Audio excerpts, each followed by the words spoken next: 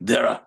But by the time this woman met with Jesus, and immediately she left her pot. The pot, I mean, she came to the well to draw water. She left the pot. The reason why she came to the well, she forgot it. Her priorities changed completely. She went back to the village, called people. Now, when God has taken hold of your life, all the previous points of shame become a point of glory. Because Paul says that in my glory, in my weakness, I am glory. Amen. I was not, in my earlier days in school, because I was not focused, I failed. And every time I say this, people say, no, you're just trying to be humble. It's not a question of humility. I failed. I failed so much that I got a letter advised to withdraw from university. When you get letter of advice to withdraw, it means really they think there's no road for you again, you can't make it. The only saving grace was that the clerk was not effective. She was not very efficient in their duties. By the time the letter arrived, I had registered for another semester, and that semester I did better. So the great point that this on which they sent the letter had become invalid. Otherwise, I would have dropped out. Maybe I would have been an executive motor boy in one of the parks, area boys in, But somehow, God did not allow that to happen. God, not yes, I'm Jekule or Mushi or somewhere, shouting,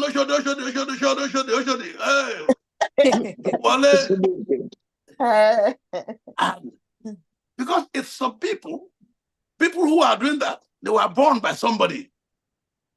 Yes. People who are doing that, they possibly had opportunities that they also missed. But God was just gracious. By the time the letter of advice to withdraw came, my situation had changed. I had done photo finish. I had just crossed over the barrier, and I was no longer in the danger zone. Amen. But the point is this. If my life had been a failure, do you think I'll be able to tell you that today? No. The only reason I'm able to say it is just like that man that was healed by Jesus. Once I was blind, but now what? I can see. Once I was a failure, but the same person that was being advised to withdraw because my grade was poor, my grade was bad. Guess what? With that same hand, with that same finger that I wrote the exams that were poor, that same hand was what I used to begin to sign certificates for people who got PhDs. Amen. Why? Because the story had changed. Because God came into the picture. Because the Holy Spirit took control. So the point of shame became the point of fame. Amen. And God wants to do that for you today. Yes. Amen. Simply because you have failed, that is not the end of your story. No, simply because you fell, that is not the end of your story. When you fell, you will rise again. Amen. When you fail, you will succeed. Amen. When people rejected you, the same place where people relegated you, they will celebrate you in the name of Jesus. Amen. That is my story. Jesus, this woman had no reputation in the village. In fact, she came to the well midday. Maidens would not go to the well to fetch water in the heat of the day by midday at 12 noon. They will wait until the sun will, but this woman possibly went there so that she will be there alone and nobody will be making fun of her because she had no reputation left. 5 husbands, or husband number 6. And maybe shortly in another small time, she'll go to number 7, and then she'll become Seventh-day Adventist. 7 husbands now. 7 husband Adventists. Oh, yeah.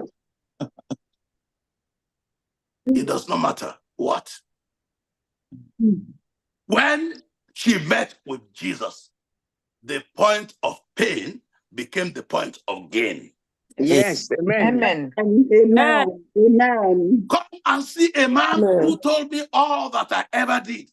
Is this not the Christ? Come and see. She was shouting all over the village. And everybody, people, they looked at her. This woman, we saw her when she was dodging to go and fetch water. She thought we didn't see her. Where is her pot?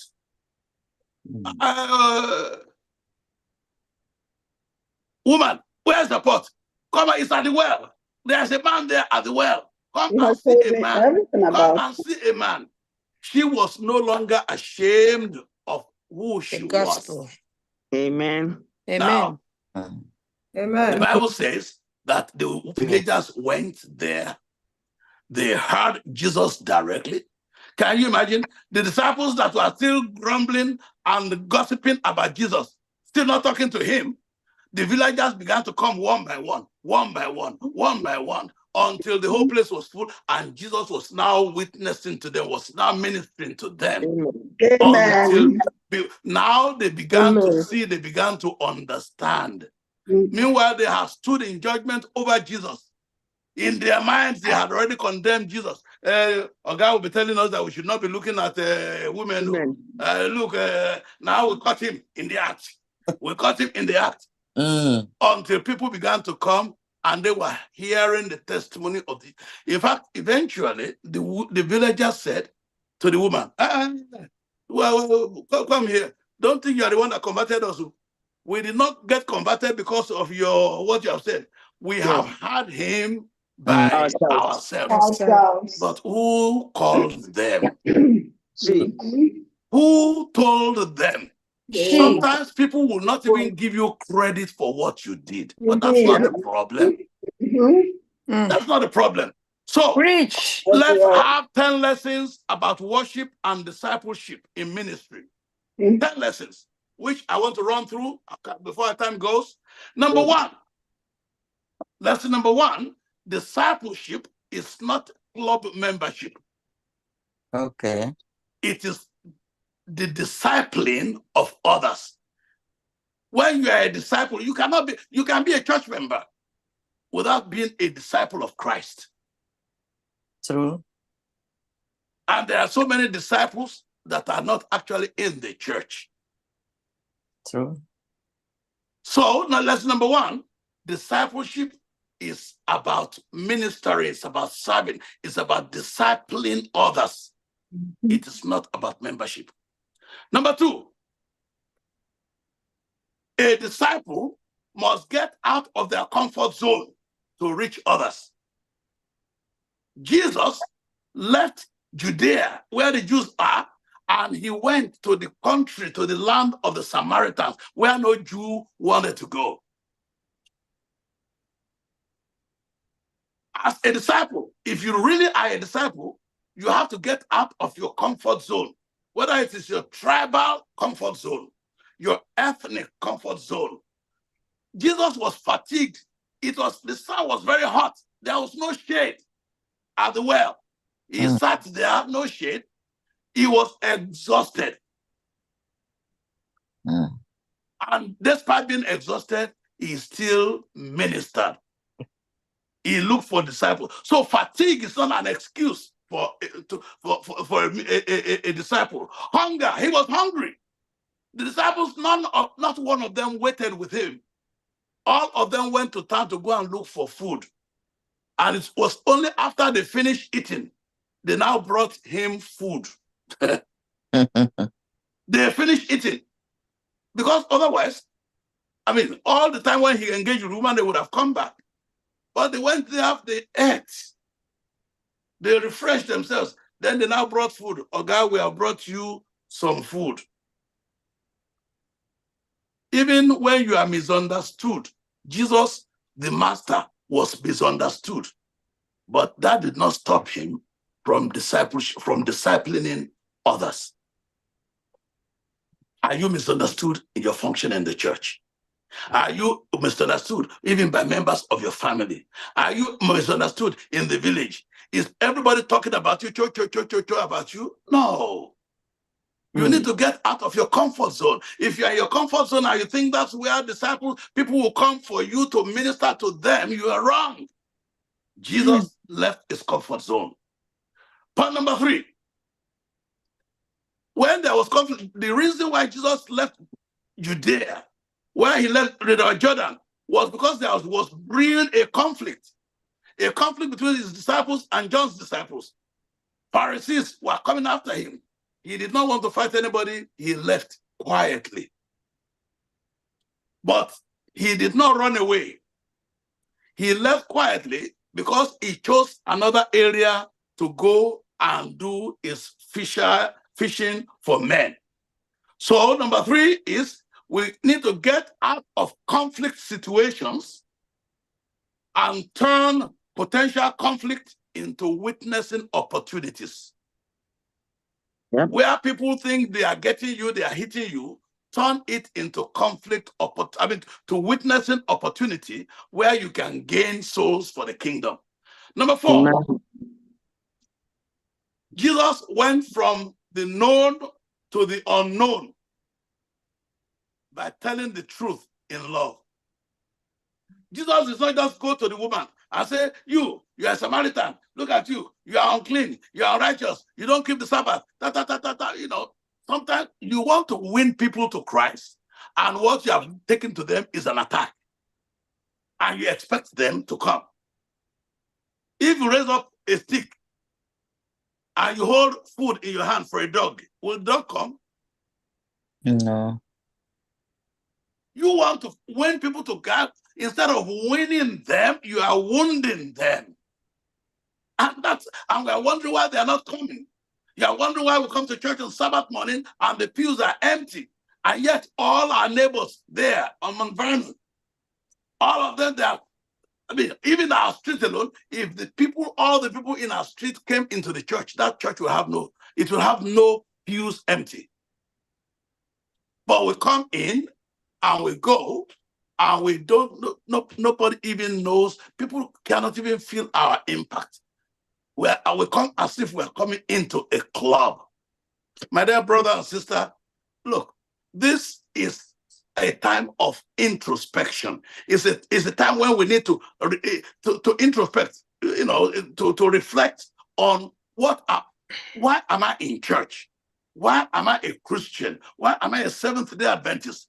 Is it a club, or am I in there for a purpose? Jesus went from the known to the unknown. He engaged the woman on water, which was why she was there, and was able to direct the conversation from water for life to water of life. Water for life, that's the water we drink so that our lives may be sustained. He directed the attention, the conversation from water for life to water of life. And that he went from the known to the unknown, guided the woman. And even when he confronted her about her life, he did not say, you are an adulteress. Look at your dress. Look at the way you are dressed. Look at your all jewelry, all these. He was not condemning her. There's nobody that you condemn that will love you back. Nobody that you condemn that will love you and come. No. Jesus went from the known to the unknown. In fact, when he was telling her about her past, and the woman said, I have no husband. How did Jesus say? The very first thing Jesus said, oh, you have done well. You have told the truth. Do we find something positive even in people who are negative? Somebody has done something bad. Whether it's even at the church board, do we find an area to commend and compliment so that they are not discouraged? When the Bible says, Father, do not make your children angry. Do not provoke them to wrath. So what? So that they will not be discouraged. Sometimes our Christianity is a discouragement to those around us. Our faith is a disillusionment. We actually chase people back by our conduct, by the words of our mouth. And this is supposed to be discipleship. Don't invite them to join the Seventh-day Adventist Club. That club is going nowhere. Invite them into discipleship of Christ. Point number 5. It is not the failure of your past, but the faithfulness of your present that will lead to the brightness, to the glory of your future. Let me repeat. It is not the failure or the filth of your past, but the faithfulness of your present that will guarantee, that will determine the glory of your future. What that means is that this woman went to the well, filthy, condemned, guilty. But what she met at the well changed and transformed her life. And from there on, she became a disciple. And she went on. Can you imagine? Somebody who just became converted at the well. Look, she converted the whole village within an hour of her being converted. Her testimony was like wildfire. Why? Because it was a testimony of her own life. Do you have something in your life that you can testify as to what God did for you? If all you have is misery and miserableness and suffering and sorrow and want and poverty in your life, and then you are coming to witness to me to come and join what? To come and borrow from your poverty, from your pain, from your sorrow, from your failure. You know, failure is an orphan, but success has many mothers, many fathers. You want to give somebody joy, you must have that joy in you. They must be able to feel the vibration of joy in you, the passion that you will speak. Your eyes upon Jesus. And you yourself, you are falling asleep. And you're telling somebody to turn their eyes upon Jesus. Where your own eyes are drooping with sleep, with boredom. No. Oh. Number 6. Point number 6 out of 10. The priority is not bread alone. The disciples went for bread. They even forgot their oga there. Sometimes the pain of what we're going to eat, what we're going to drink, materialism, the pressure, the greed of life, the greed for life, sometimes it diverts us, it derails us, it distracts us from the more important things. Seek ye first. It didn't say that's the only thing you need to seek. Seek ye first the kingdom of God and his righteousness, and every other thing shall be added unto you. We have left the main product. We are pursuing the jara. Wow. Seek first the kingdom. Regardless of whatever, we read about the story of the widow of Zarephath, and we read it and we tell it, and it's very sweet in our mouth. But when it comes to us, we cannot sacrifice a thing. The disciples could not sacrifice a thing, and they came back and they dared to judge Jesus when they did not even understand what his priorities were. Point number 7. Once you become a disciple, you are unstoppable. Once you become a disciple, it is undeniable. People will see it. You don't have to tell somebody, you know, maybe you don't know. I'm a Christian, you know. There was this, you know, the joke about the Nigerian big man that came on the plane and got to New York. And then he thought the way, you know, with his chief cap on his head, he took his walking, and then he was going, because the people in front of him were young people, he went out, I passed them, and went and gave his passport to the immigration officer. And they said, sir, please get back on the queue. Right. Said, what? Don't you know me? No. Don't you know me? You don't know who I am? No.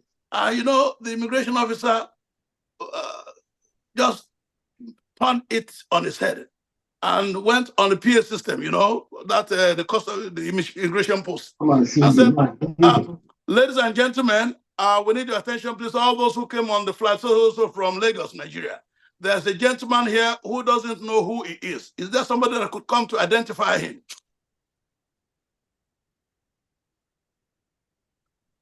We don't need to announce who we are. If indeed we are Christians, by this shall all men know that what? You are my disciples. You are my disciples. Not by what bragging you can do, not by how much you can put others down, but how much you can lift them up. Not by how much you can get, but by how much you can give. That is discipleship. You don't need to announce it. I'm a Christian. I'm a Seventh-day Adventist. I'm a Baptist. That is what is killing the gospel. All this denominationalism. We are not preaching the gospel. We are preaching churches. We are preaching membership instead of discipleship. By this shall all men know. Number 8, the harvest is truly ripe, but the laborers are few. That's why it says, it does not matter. God did not send us just to go and minister to those who are in the church. I will make you what? Fishers of men. I've never seen any fisherman who stayed in his house and is trying to catch the fish that is inside the refrigerator or the freezer. Where do they go? They go out into the open. They go out to catch fresh fish, not stale ones. But number 9, God is everywhere. Yeah, you don't have to go to Jerusalem. God is omnipresent, so you can worship God everywhere and anywhere. That's where you worship God. We only come to church for fellowship, but praying to God, worshiping God, you can serve God anywhere, but so that we can be together, we can encourage each other. That's why I said we should not forsake the assembly of one another. Right. The church will not save you. The baptism will not save you. It is only your faith in Christ, the blood of Christ, that will save you. Finally, the truth. That is what brings all of this together.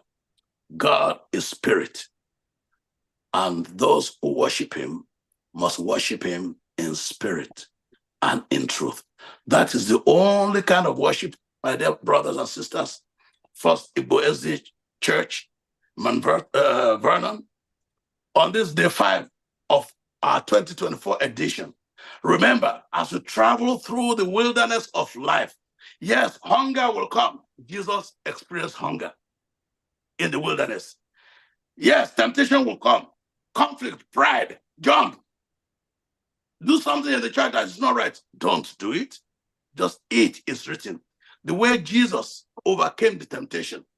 God overcame darkness, overcame chaos, overcame emptiness at creation because the Holy Spirit was moving. So tonight, I dare you and I challenge you that we should also just subscribe in to that Holy Spirit power, the transformer power of Jesus, without which nothing was made that was made. Let the Holy Spirit tonight move over our lives. I'm going to pray with us that the Holy Spirit will transform so that we can worship God indeed in spirit and in truth. And we can be disciples, not just members. Amen. Discipleship, not membership. Amen. Because at the end of the day, we will discover that we can achieve more when we leave the Holy Spirit to do his work and we do our own. Shall we bow your heads with me? So, Heavenly Father, tonight, your word has gone out. It's not about membership, but about discipleship. Father in heaven, help us to worship you in spirit and in truth. And that, Lord, as disciples, we will go out. We'll not just sit in. Jesus went from place to place, even the places where he didn't have to go. He went, and there, disciples were made. Make us indeed fishers of men today. That will be not just experience, but that will be effective in the ministry to which you have called us. Disciples indeed, that people may know by our works that we are children of God. In Jesus' name we have prayed. Amen. Amen. Amen. Amen. Amen. Thank you, Pastor, Wow. for reminding us what the church is about. Because every day we hear he has a church of 1 million membership. That's sounds like a club or an association. But the church of God is where disciples are discipled. So the point of encounter is the point of you becoming a disciple and me becoming a disciple. And the Lord is depending on each and every one of us to finish the work. So wherever we find ourselves, let's just know that we are disciples making disciples. It's not about membership. At that point that the woman at the well encountered the master, she became a disciple of Jesus Christ that converted a whole village in just a couple of hours. And if the Lord can use a prostitute, the Lord can use any one of us. But we have to be intentional and follow our leader. Pastor, may the Lord increase you on every side. In Jesus' name. Amen. Amen. Week 40 days. Yes. These 40 days, it's not the regular 40 days we have had in the past. This is a call for action. And if you look at what